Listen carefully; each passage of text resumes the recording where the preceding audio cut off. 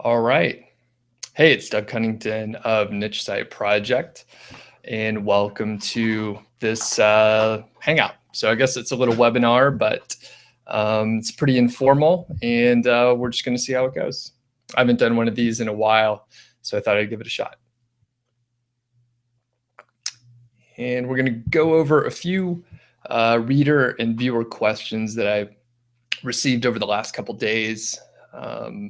Only got a few, but I think we'll be able to talk about a few other things too.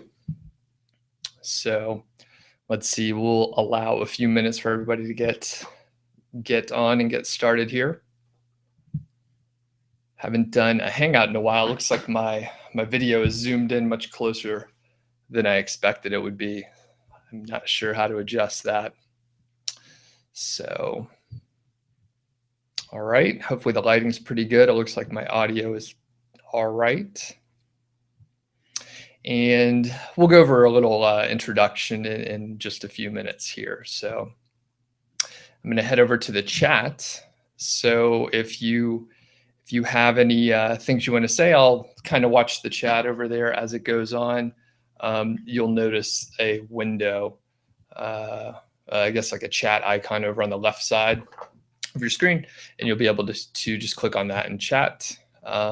However, if you want a question to be answered, you should click on the Q&A button on the left side of your screen is probably where it's at, and then you could ask a question there. Also, if you're viewing, you can upvote particular questions that you find interesting, and I'll be sure to answer those first. All right. See, a couple people have joined, so just let me know where you're from in the group chat there. And let's see here. Still waiting for a few other folks, so we'll hang on a minute. And just a reminder to ask questions in the Q&A section. So there's an icon probably on the left side of your screen where you can click the Q&A button and ask your question there. All right. And let me share a couple screens here.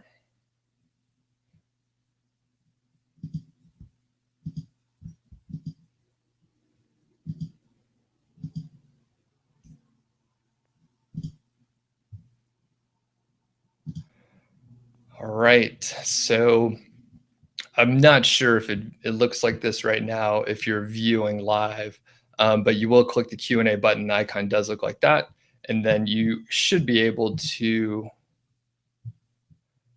go ahead and ask your question there. Again, if you see a question you'd like, be sure you upvote it so that I know that's an important question. All right. So, all right, we're about 3 minutes after the hour, so I will get started here in a second, but if you're just joining, I'm Doug Cunnington from Niche Site Project, and I'll go over some other introduction type stuff here shortly. But just want to remind you, if you have any questions, be sure you ask in the Q&A section, so I'll definitely go through each one of those. All right. I am going to go ahead and share my screen here and get started.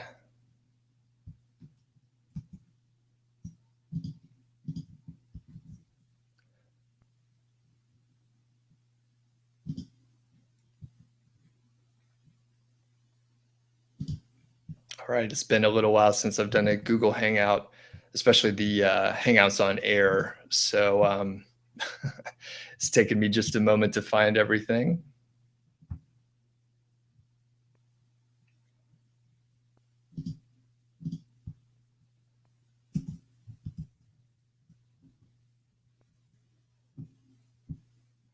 All right. We're going to go over a few different topics today. We'll keep it pretty brief for the most part, but we will hit a couple main topics, and I'm just going to go ahead and I guess present this. Hopefully that'll work for us.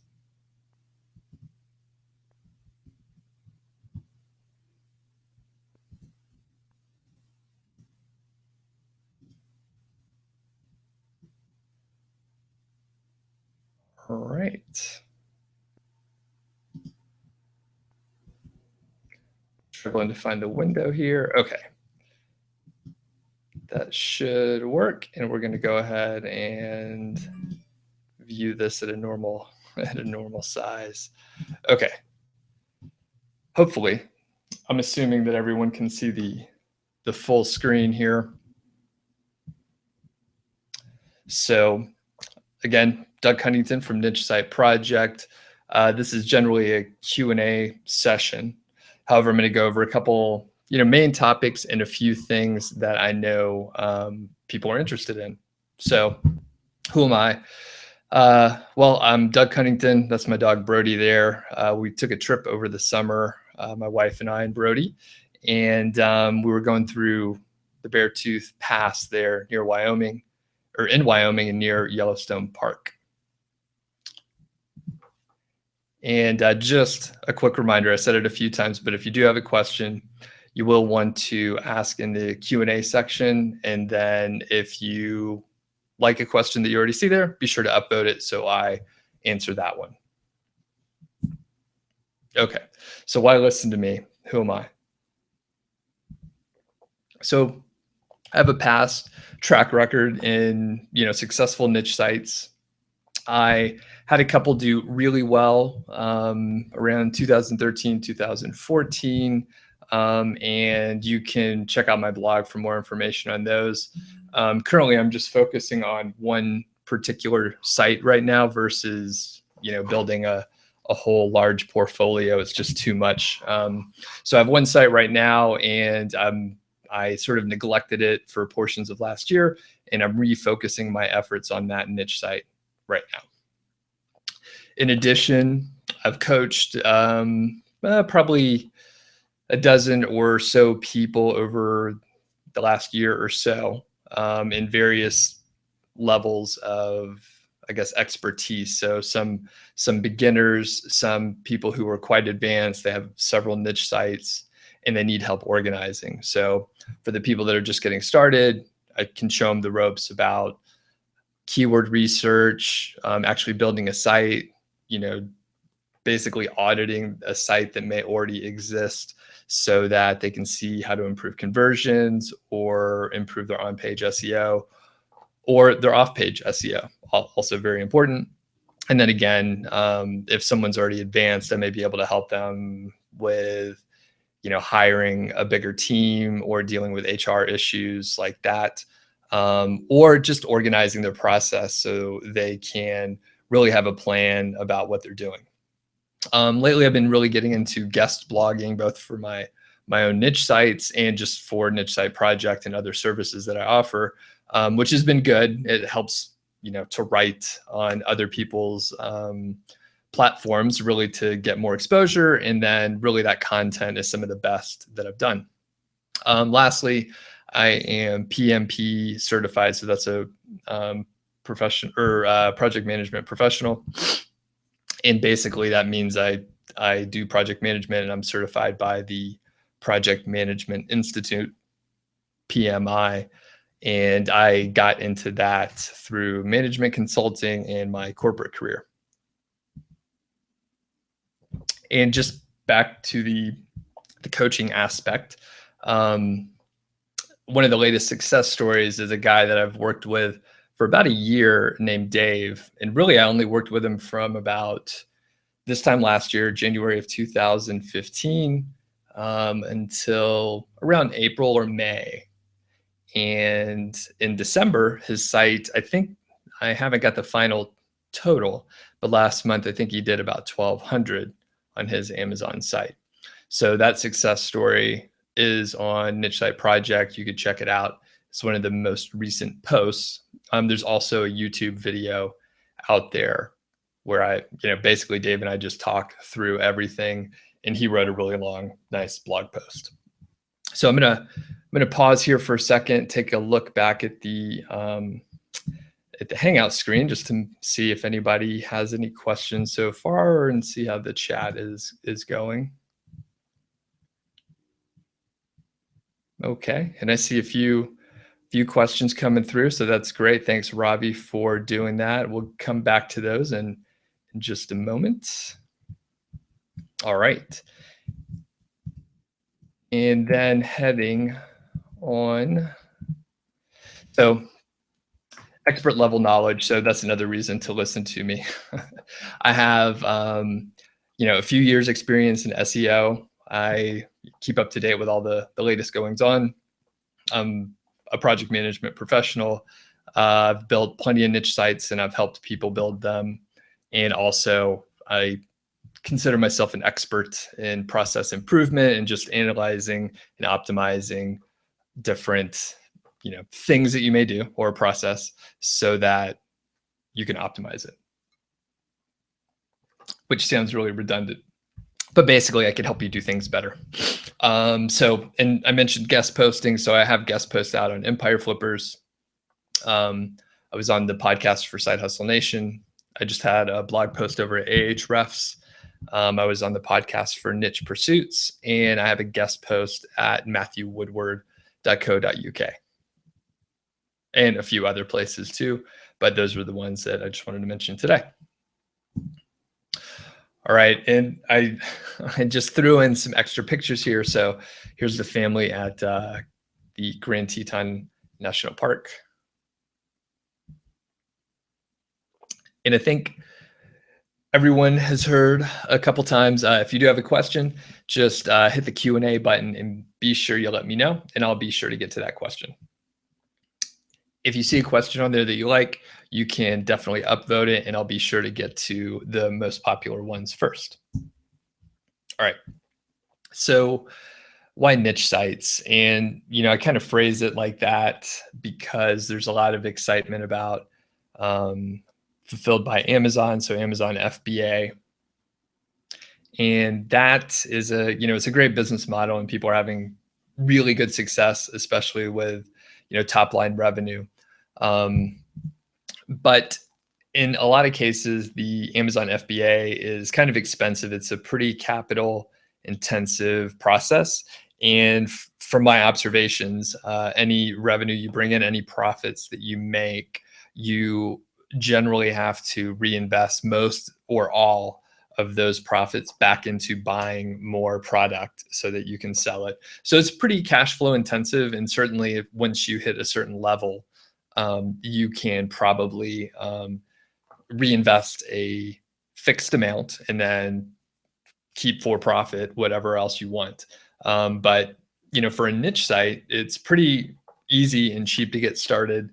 You can generally just get a shared WordPress a self-hosted WordPress hosting plan from I like Bluehost. There's a couple others that I like, but you could generally get those for $3 to $5 a month for the cheapest plan. You can use a free WordPress theme. You can generally write all the content yourself if you want. If you have more time than money, you can write it all yourself. And there's a lot of information out there to, I guess, show you the way. There may be too much information out there, honestly, but there is a lot of good information, and a lot of people have started with niche sites. So in fact, most of the internet marketers that I bump into in one way or another, no matter where they're at, they started with some sort of basic niche site in SEO and then moved into some other larger thing. Okay, so I'm sort of blending things together, but a niche site does help you learn the ropes. You can, I guess, figure out some of your first, what am I trying to say here? You could figure out SEO for the first time. So both on page, understanding keywords, meta descriptions, titles, stuff like that. And then, the other side of it, the technical aspect of, domains and DNS and just general hosting, FTPing files and that sort of thing. And then, themes and installing, different design aspects into your website and the whole technical side. So it's a great way, a low risk way to get into it. And usually, I said the hosting was pretty cheap. You can get cheaper hosts, but for like $1 a month, but I don't really advise that. You're better off, paying the money. I mean, it's only, $3 to $5 a month for a basic shared hosting plan. If you grow, you can, upgrade your hosting, and usually they just let you upgrade for, just they prorate whatever you've already paid for, and then just upgrade you. So it's no big deal to upgrade to a better host sometime later.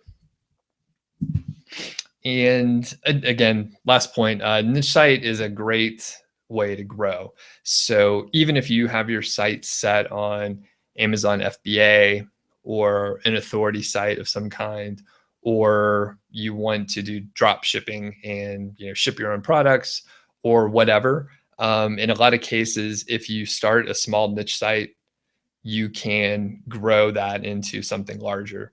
So you do have to be mindful about a few things like the branding. So you don't want to be too narrow. So if you're planning on growing in the future, you may want to select a more broad domain name and that sort of thing. In addition, you may want to, adopt a pure white hat approach where you're not building any links that are against Google's terms of service just to stay out of trouble. And you can, I guess, just be sure you do everything with the fact in mind that you want to grow the site. And anything you do, you should be okay with that being in place like 1 to 2 years ahead of time. So one key thing is you do have to have a plan. You got to have a plan. So if you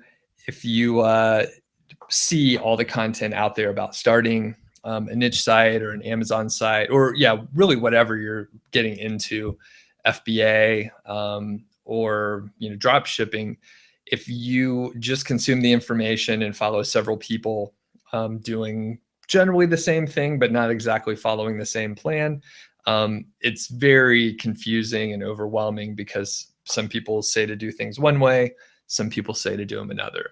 So you should have a plan ahead of time, and that'll really help you out. And in general, especially nowadays when it takes 3 to 6 months to start ranking well on, actually it's much closer to 6 months for a competitive keyword for a niche site, it's just the process is too long to not have a plan. So if you don't, you're going to end up doing a lot of work that didn't really pay off. It's not effective. And then you'll end up sort of frustrated with the whole process. And just, to re-emphasize that you waste a lot of time if you don't have a plan. So you may end up doing a lot of activity. Maybe you're doing blog commenting and you don't really know why. You just read it somewhere, and then you don't have a plan on how much blog commenting you need to do, and you end up wasting your time. So no matter what you're working on, it's really helpful just to write out all the steps, think about it on paper, and follow someone, or you could follow someone else's guide if they've already outlined it. So, you may know all the steps in your head, and that's great. But something happens when you write it out and you think out loud on paper and you write it all out. So it really is worthwhile to write it out, even if you think you know what to do. A lot of times you may be able to identify a step or two maybe that you don't need to do, something that maybe you can reorder it to be more efficient, or maybe you see some stuff that you thought you needed to do, but you see it's a duplicate of some other thing that you did earlier or that you thought you needed to do earlier in the process. So write it all out, even if you don't necessarily follow someone else's plans. As far as niche sites, I have a video course that's free. Like I said, when I sent out some information on this Hangout, I'm not even going to try and sell anything here. This is free. But if you need the link, just let me know. You can send me an email afterwards. Okay, let's get on to the questions. I'm just going to click back over to the chat window to make sure I see what's going on here. Okay, and we see Robbie got a few things in there. Thank you for that. And cool. All right, so I got a few questions ahead of time, and I'm going to hit those first, and then I'll get over to yours, Robbie. Okay, so first question, can you explain to me how to select a proper niche? Okay, so this is a good question, kind of big topic, and everyone has a different theory on it. I'm just going to speak sort of generally because there's not a right answer here. Okay, so for me, especially now that I'm just focusing on one site or at least fewer sites, one at a time at the very least, you should definitely have some interest in the topic, even if it's only minor. The thing is, you're probably going to end up spending a decent number of hours working on this project. So if if you're not interested in it, then you're going to struggle. And this is particularly important if it's your first site. So if you have some other sites already, then maybe it's not as important because you can outsource some of the content or all of the content if you want, and then you don't have to spend so much time in the details of the topic. You can spend it on the marketing and growth and the website and link building, all the other things, rather than the specific topic. So for myself, I have the site that I'm into. The site that I'm working on is a topic that I'm into. In fact, I started it, or at least the early stages of it. It was actually, me doing all the blogging, and I was just learning how to blog. And the good part about that, of course, is I understand the topic. I understand the niche really well, and I'm interested in it. So if I'm just going through my normal activities through the day, I think of blog posts that can work and they do well. Another project that I'm working on, I'm less interested in the topic specifically. However, I do have some slightly related interests that sort of fit in. So that's helpful. However, it's not enough. So when I try to create content around the topic that I wasn't so interested in, it took a really long time and it was boring and I didn't enjoy it. And instead of writing content, I now focus on more of the marketing and copywriting and everything else that's not related to content. Okay, back to niche selection in general. So the thing you have to look for is, especially when you're looking at an affiliate type site, whether it's Amazon or ClickBank or some other affiliate, you got to have products to refer. So, that's super important. You have to sell something. And if your site's not based on an affiliate type arrangement, that's no problem. Then you should, look at other basically ad networks. So AdSense is probably, the biggest gateway into ad networks, but there's definitely others out there. I'm not really into those, so I don't know their names, but they're easy enough to find if you go check them out. So to recap, niche selection, make sure you're kind of interested, make sure there's products to sell or there's advertisers out there. And you're probably thinking, hey, what about keywords? Okay, yeah, good idea. We'll get to that in a second. But as far as like getting some ideas and brainstorming, so for me, I'm focused mainly on Amazon type products or products which you can get on Amazon. So just browse the things that are out there. Obviously, you get plenty of ideas. There's thousands and thousands and thousands of different products out there on Amazon. Also, just go to a retail store, and maybe you should go to stores that you don't normally shop in. It depends on what country you're in for the stores that are popular. But I'm in the U.S. I'm in Montana, and there's like an REI, it's an outdoor store. There's a Home Depot. There's an Office Depot, which is just an office supply store. There's other outdoor stores, Walmart. So you can go just walk around the store, look at the products there, look at what other people are looking at. And that's a great way to just get more ideas and brainstorm. You may not get your idea directly from it, but it gets the ideas flowing, which is really important. It's probably not going to be your very first idea, and it's smart to brainstorm, list all your options. Don't exclude anything yet. Once you get a huge list, then you can go and start get rid of the ones that don't look viable.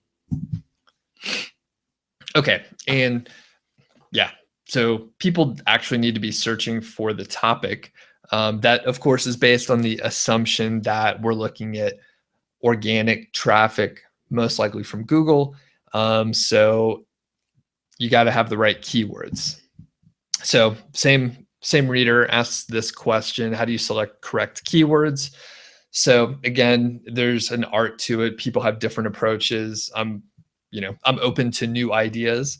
I'll tell you a little bit about how I look at keywords.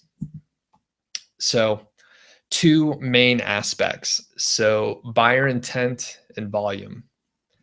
And buyer intent, some people call it buyer's keywords.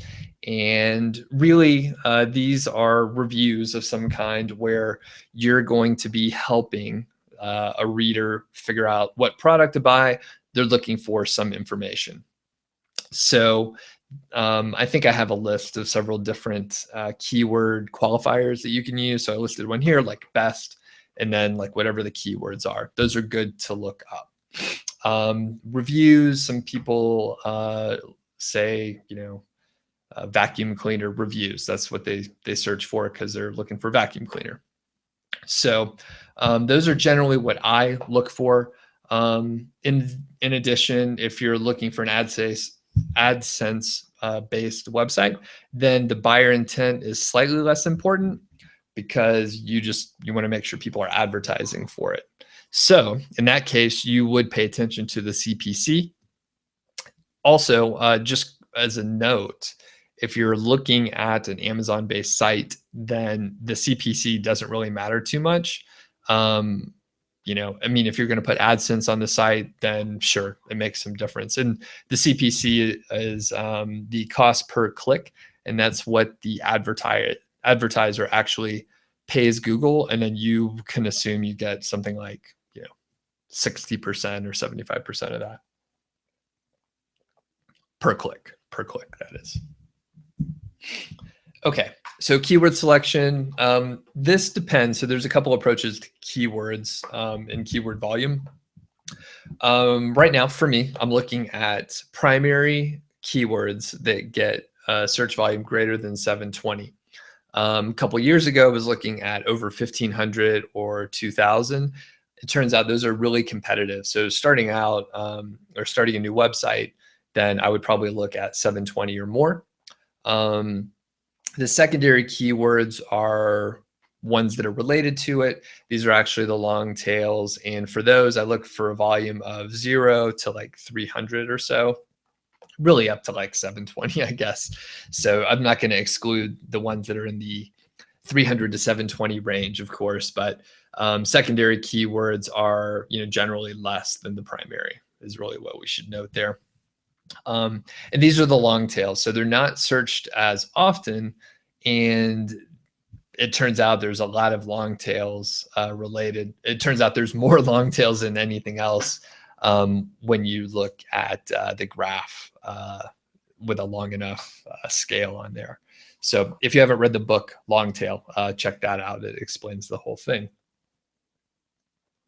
One more note on keyword selection, and that is there's a couple approaches that you could take. So the first one is where you go for keyword volumes like I've outlined here. So you're sort of looking for higher search volume. The other one is where you look for very low search volume. So let's say I only look for keywords that have a search volume of like 0 to say 200. And then there's a lot of those, right? So basically you create content around those less searched for terms. However, the cool part is because the volume's so low, not that many people actually look for those keywords. So the competition is lower. So you can actually build a site based around keywords that get a pretty low search volume. You just have to make a lot of pages, write a lot of content. And it turns out if you do that, you can actually get a lot of traffic that way because the competition's low. For me, I'm adopting I guess a little bit of each. So I have some primary keywords with greater search volume, and then I've also picked out some long tails that have low search volume and they're quick to rank for. And as far as long tails, I'm going to do a little demo in a few minutes to just show you how I find some long tails. Okay, so that is coming up here. So I'm going to have to switch windows here. So it'll take me just a moment while I'm moving around, and let's see. All right, I got to stop sharing, and then I need to share another window. So thanks for being patient. And all right. So here's the other window. I think everyone should see it. I think we may have a couple other viewers on here. So I just want to remind you that if you have any questions, click on the Q&A button you probably see on the left-hand side, and then go over to that window and you could ask your question there. Okay, so here's a quick little demo. Nothing crazy. You may have seen this before, but I sort of didn't pay much attention to it until recently when I started going after these pretty long tail keywords. Okay, so let's say we're looking for vacuum cleaner reviews. So you type it in. One thing you notice is we have several related terms. So you could actually like note that as well. One cool thing you can do is if you type in your search term and then let the auto suggest pop in, there's a lot of things that you can see. They actually tell you about what people are searching for.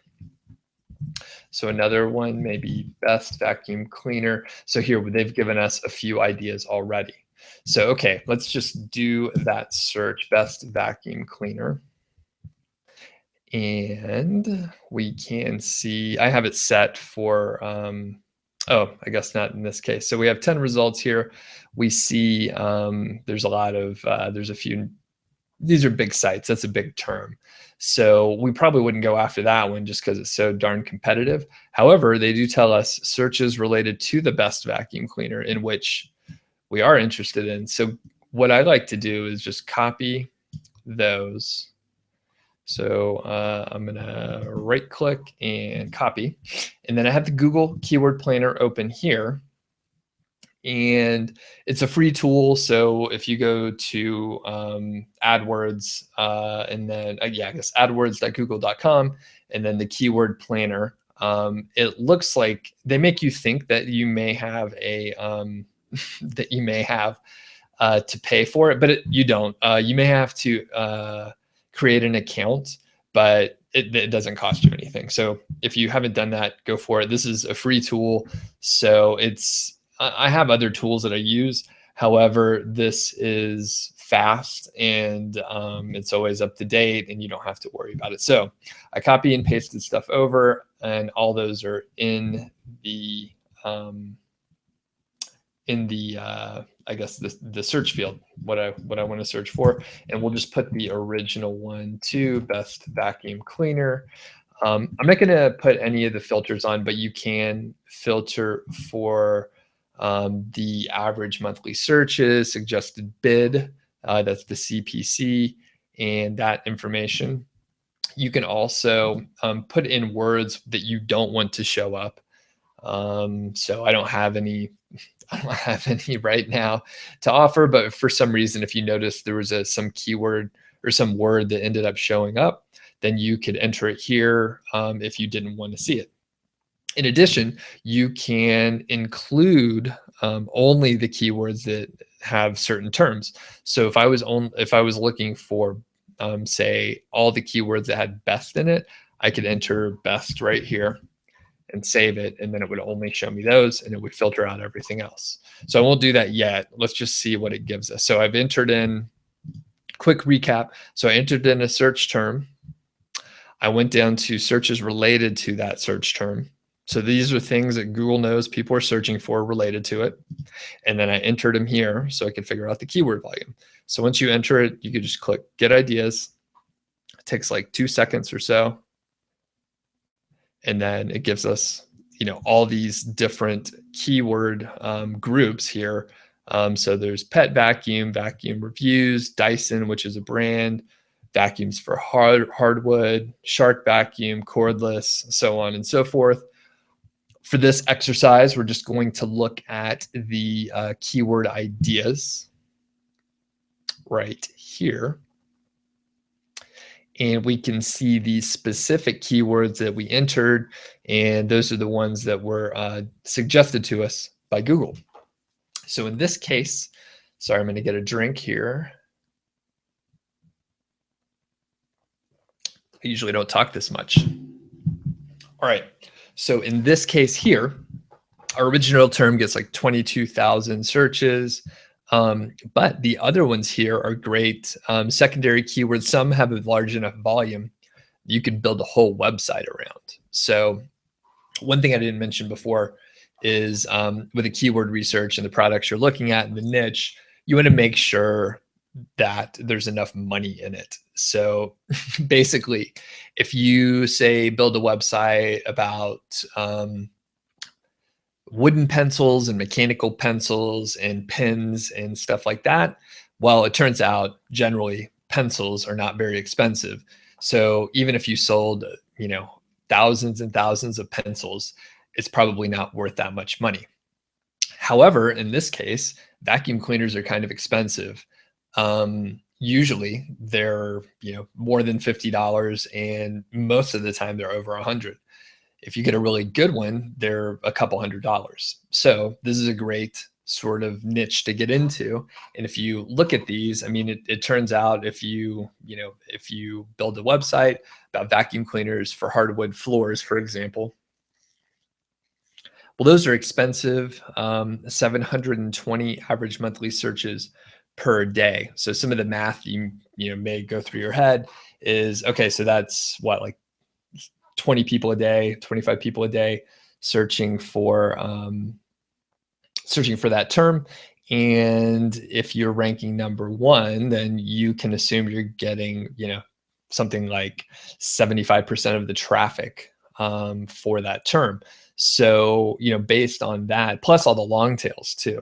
So even if my math, my crude and rough math is off here, you could assume you're getting a handful of visitors per day that are super interested in finding the best vacuum cleaner for hardwood floors. And if you could rank for that term and you could provide some information on your website, and then guide them over to Amazon or whoever you have an affiliate relationship with, then you can earn a commission for that. So let's do a quick recap. So I had some search term which I was interested in. I looked at it here, and then I went down to searches related to the one I just did, best vacuum cleaner. It spit out a handful of suggested terms. I then went over to the Google Keyword Planner. I entered those terms in and got the ideas. Now you're probably thinking, hey, I could just do that again. So let's look at, since I was talking about hardwood floors, why don't we just do that? So make sure everything's looking all right here. Okay, so we have best vacuum for hardwood floors. We have the results there. And just like you imagined, there are even more suggested terms there. Now, some of them are not so good. Some of them are a specific brand. Some of them are Bed Bath & Beyond. That's not very useful. Consumer Reports, that's not very useful either. But some others are pretty good. So what you can do is go back to the keyword planner. And I'm going to wipe these out for now. You could leave them in, but it's not super helpful for us right now. And then I'm going to take out a couple of the ones that I'm not interested in, at least to get rid of some of the noise here. And I'll click Get Ideas. And there's an issue. So why do we have an issue here?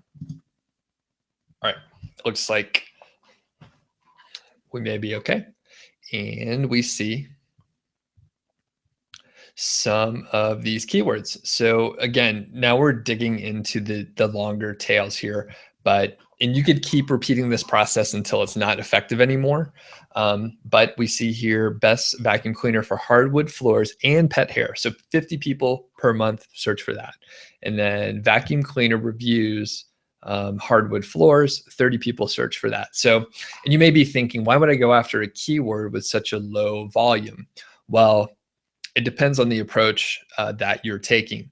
So if you are looking at creating a site that goes after really large keywords, large keyword volumes, then these may not be for you. However, I can tell you absolutely that if you go after a keyword that has a large volume, two things will happen for sure. One, there's going to be more competition because people are going after the larger volume keywords.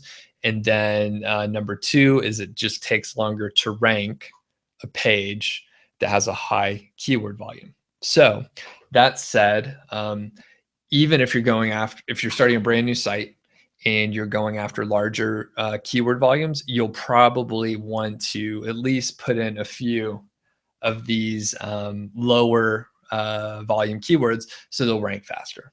Okay, so I'm gonna stop sharing my screen on that one and take a look at some of the questions we have here. All right, I got close to the screen there, sorry about that.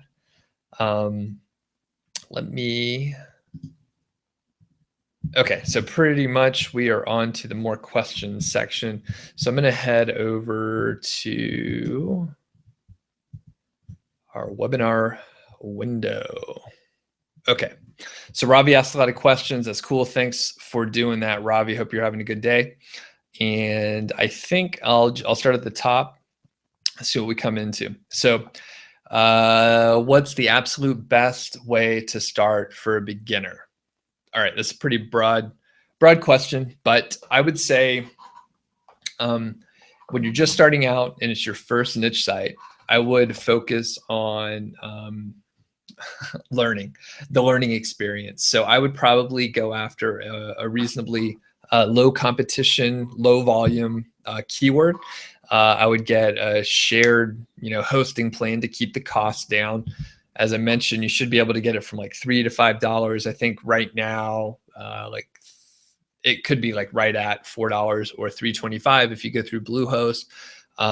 If you are going to do that, I would appreciate it if you do go through my affiliate link on my site. But if you don't, maybe you find like a better deal somewhere else. You can check that out.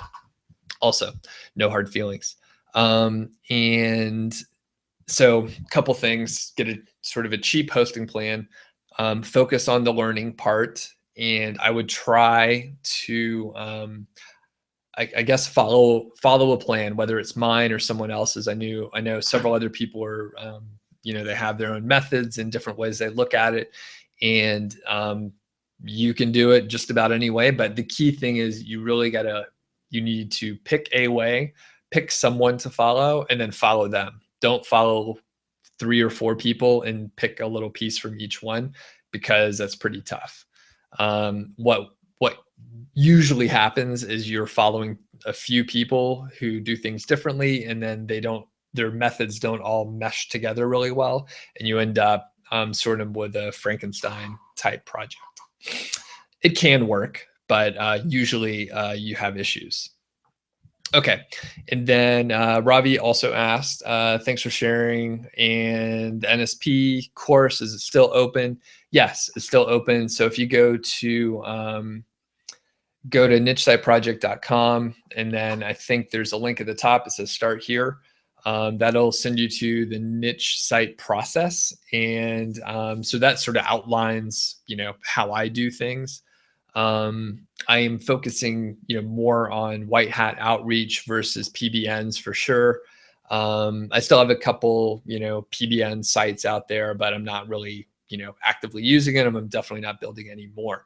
And, I would just keep that in mind. I know Spencer at Niche Pursuits and Perrin and Jake are working on Niche Site Project 3.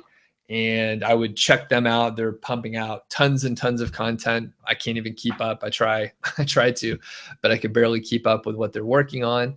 And I would check them out. They're on the cutting edge, and they have great tools and they know what they're doing. So let's see. I'm looking through here.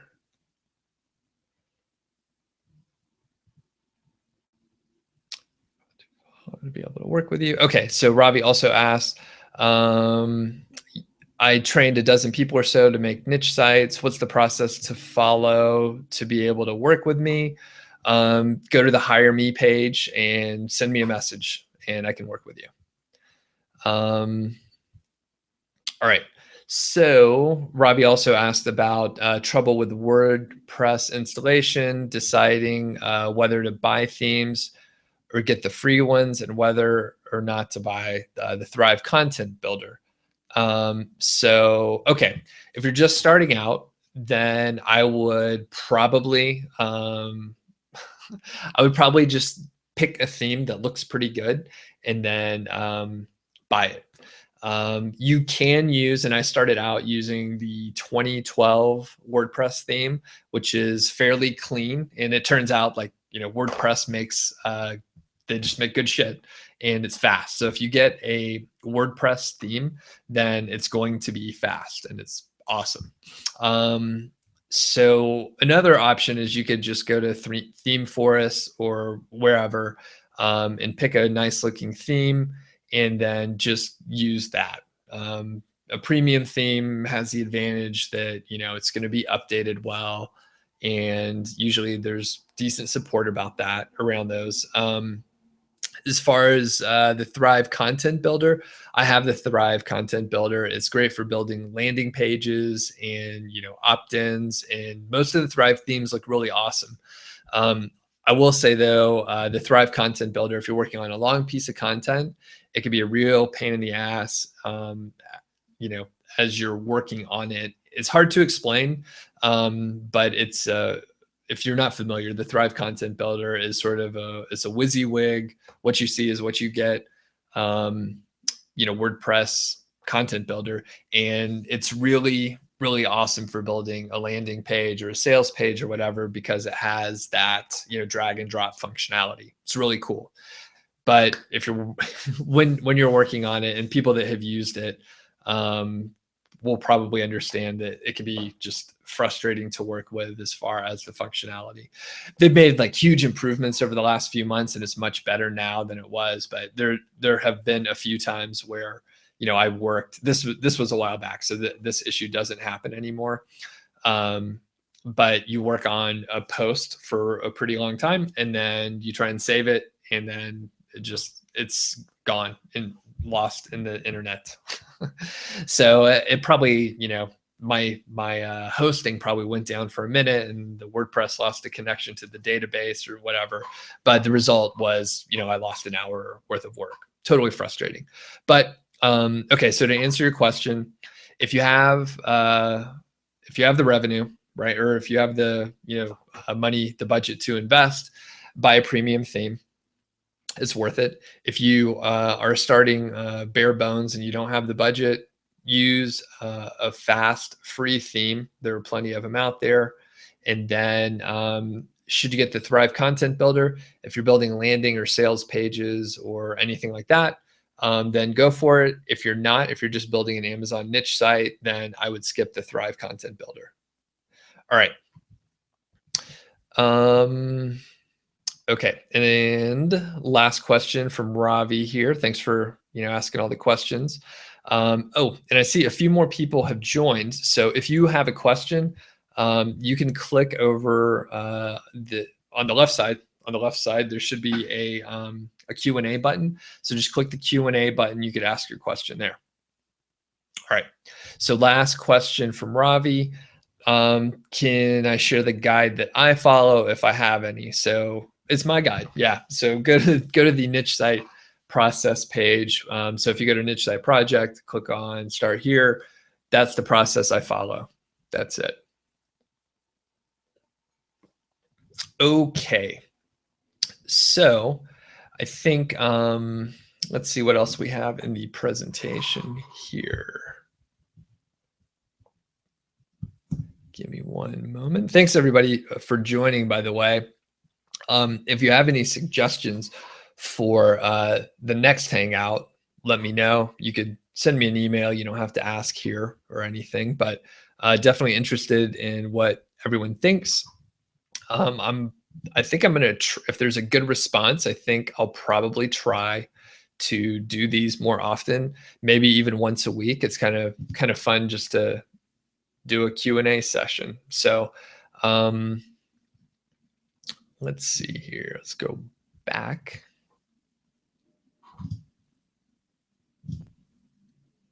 To the old presentation.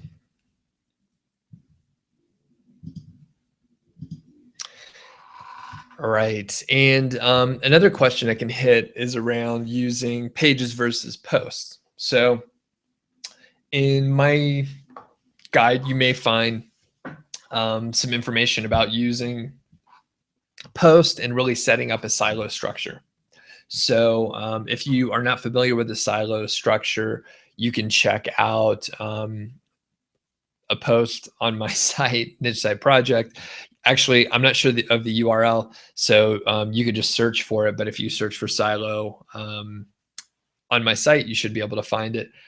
In that post, I really emphasize using pages and setting up parent-child relationships with the pages so that it's really, I guess it's really sort of structured. It's very deliberate and it forces you to plan.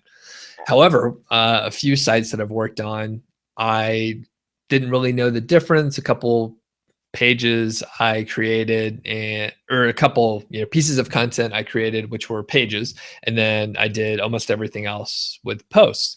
And it turned out it didn't really matter. Like it didn't matter at all. So what I ended up doing without realizing it was interlink. So I basically built links for well, another way to say it is on the post or pages, whatever they were, I linked to the related posts or pages wherever it was relevant within the text. And it was great because it pointed people to more information on the site. So they read more, they spent more time on the site, which is a good sign to Google. And then they, eventually, hopefully, clicked over to Amazon to buy something. So basically the question, posts versus pages, it doesn't really matter. You should add lots of interlinks on your site, and that basically takes care of posts versus pages. Now, one thing that I'll add is if you set up your site using pages and have a good parent-child structure, that's great. It's really easy to navigate those kind of sites. And if you go through if you take the time to plan it out, it's really great because you're thinking of things ahead of time, and it just sort of takes it to another level as far as being able to execute this stuff, whatever it is. One thing that happens though, right, if you're building a very large site and you're using this parent-child relationship, what might happen is you end up building a really huge structure that's like 5 layers deep. And what happens is your URL structure for those pages, they end up being too long and they may not make sense. So as a result, sometimes it's better off just to have a short URL. In fact, that's sort of what I'm doing these days, is just short URLs. And even if there is a parent-child relationship, I don't necessarily put that into a long URL with the parent-child relationship. So it's kind of wordy. It's hard to explain without diagrams, but if you take a look at that silo post, it may make more sense. And the bottom line is use interlinks. If you're using a parent-child relationship, make sure your URL structure doesn't get out of hand. So those are the two main points. Last slide that we have on here. So I talked about it a couple times. It's the niche site project process or niche site process. So there's the URL right there. You could go check it out. There are a couple diagrams on there that sort of, it breaks things down into phases. There are a lot of things you could work on in parallel, but it's really helpful just to, execute on one thing, focus on one phase at a time, and then move on to the next one. Of course, you reach a stage that's sort of sustaining, in which, maybe you're not doing keyword research all the time. Maybe you're getting more content or creating more content on your own, whether it's blog posts, videos, or whatever, and then, doing outreach to promote that content. Once you get things set up, that's kind of where you're at in the sustainment kind of mode, where you're just adding more content, building more links to it. All right. I'm going to click back over to the main page here and stop sharing. So any other questions here? I'm just going to skim a little bit more. It looks like we're coming up to the top of the hour. I'll check the chat. So no questions there. That's good. All right. So I'll send an email out with a link to this if you want to, watch it later. And I think there'll probably be hopefully quite a few people that'll check it out on YouTube. And I have two things to ask of you. So if you enjoyed this, send me an email and let me know what you liked. And if you have feedback for me, this is a second ask. So if you have any feedback, how to make the sessions better, let me know that too. That's actually more important. So I'd rather know what to do next time to make these sessions better and hopefully improve them. So yeah, I guess I'll sign off. I don't see any other questions. I just want to make sure I take care of everybody here. All right. Well, cool. Thanks, Ravi. And again, if you want to do more of these, just let me know and I'll be sure to get to it. So thanks, everybody. Take it easy. And hopefully we'll see you soon.